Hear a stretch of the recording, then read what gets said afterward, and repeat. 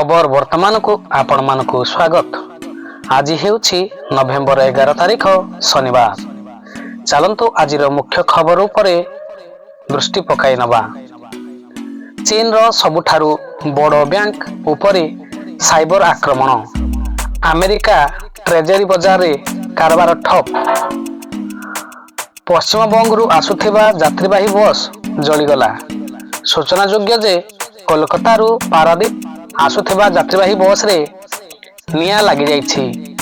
रात्रि प्राय 9टारू 10 घटिका समय ଏହି ଘଟଣା ଘଟିଥିବା ଅନୁମାନ କରାଯାଉଛି। ନଭେମ୍ବର 18 ରେ ପଶ୍ଚିମ ଓଡ଼ିଶାରେ ହେବ କୋଶଳ ମହାବଣ୍ଡ। ପଶ୍ଚିମ ଓଡ଼ିଶାକୁ ସ୍ୱତନ୍ତ୍ର ରାଜ୍ୟ ମାନ୍ୟତା ଦାବି କଲା କୋଶଲ ରାଇଜ ମିଳିତ କ୍ରିୟାନୁଷ୍ଠାନ କମିଟି। ତୁମୁଗୁଳା ଗ୍ରାମର ବଣ୍ଟି ବେହେରାଙ୍କ ମୃତ୍ୟୁ ଖବର ପାଇ ପରିବାରକୁ ସମବେଦନା ଜଣାଇଲେ ସ୍ଥାନୀୟ ବିଧାୟକ ମୁକେଶ କୁମାର ପାଳ। ଅନୁଗୁଳର ସଭାଘରେ ବିଜୁ ପ୍ରିମିୟର ଲିଗ୍ ଉଦ୍ଘାଟନ କଲେ ବିଧାୟକ ରଜନୀକାନ୍ତ ସିଂ।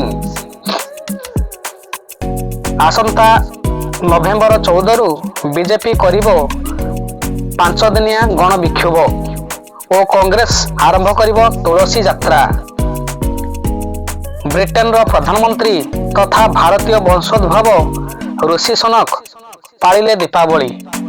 ଶତାଧିକ ଦୀପ ଆଲୋକରେ ଝଲସିଲା ସାଉଥ ଆଫ୍ରିକା ଠାରୁ ଆଫଗାନିସ୍ତାନର ପରାଜୟ। ଏହା ସହିତ ଆଫଗାନିସ୍ତାନର ବିଶ୍ୱକପ ଅଭିଯାନ ଶେଷ ହୋଇଛି। ଶ୍ରୀଲଙ୍କା କ୍ରିକେଟ ବୋର୍ଡକୁ ଶନି ଦଶା। ବିଶ୍ୱକପରେ ନୈରାଶ୍ୟଜନକ ପ୍ରଦର୍ଶନ କରିଥିବା ଶ୍ରୀଲଙ୍କାକୁ ଆଉ ଏକ ଝଟକା ଲାଗିଛି। ଆଇସିସି ଶ୍ରୀଲଙ୍କା କ୍ରିକେଟକୁ ନିଲମ୍ବିତ ଘୋଷଣା କରିଛି। ଷଷ୍ଠ ଶ୍ରେଣୀ ଛାତ୍ରୀକୁ ଦୁଷ୍କର୍ମ, 2 ଶିକ୍ଷକ ଗିରଫ। ଘଟଣାଟି ଘଟିଛି ନବରଙ୍ଗପୁର ଜିଲ୍ଲା ରାଇଘର ସରକାରୀ ଆବାସିକ ବିଦ୍ୟାଳୟରେ। ଆସୁଛି ଆଉ ଏକ ଲଘୁଚାପ। ଆସନ୍ତା ନଭେମ୍ବର 15 ତାରିଖ ଠାରୁ ବର୍ଷା ହେବାର ପୂର୍ବାନୁମାନ କରିଛି ପାଣିପାଗ ବିଭାଗ। ପାଲଲହଡ଼ାର ବ୍ଲକ ସ୍ତରୀୟ ବିଜ୍ଞାନ ମେଳା ପାଇଁ ପ୍ରସ୍ତୁତି ବୈଠକ ଅନୁଷ୍ଠିତ ହୋଇଯାଇଛି।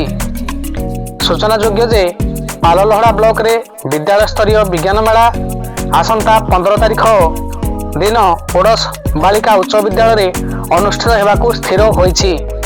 ଏହାର ପ୍ରାକ୍ ପ୍ରସ୍ତୁତି ବୈଠକ ବ୍ଲକର ଗୋଷ୍ଠୀ ଶିକ୍ଷା ଅଧିକାରୀ ଶ୍ରୀଯୁକ୍ତ ପୁରୁଷୋତ୍ତମ ବେହେରାଙ୍କ ଅଧ୍ୟକ୍ଷତାରେ ଗତ 10/11/2023 ତାରିଖ ଓଡ଼ଶ ବାଳିକା ଉଚ୍ଚ ବିଦ୍ୟାଳୟ ଠାରେ ଅନୁଷ୍ଠିତ ହୋଇଯାଇଅଛି। ଭିଡ଼ିଓକୁ ଲାଇକ୍, ସେୟାର ଏବଂ ସବସ୍କ୍ରାଇବ୍ ନିଶ୍ଚିତ ଭାବରେ କରନ୍ତୁ।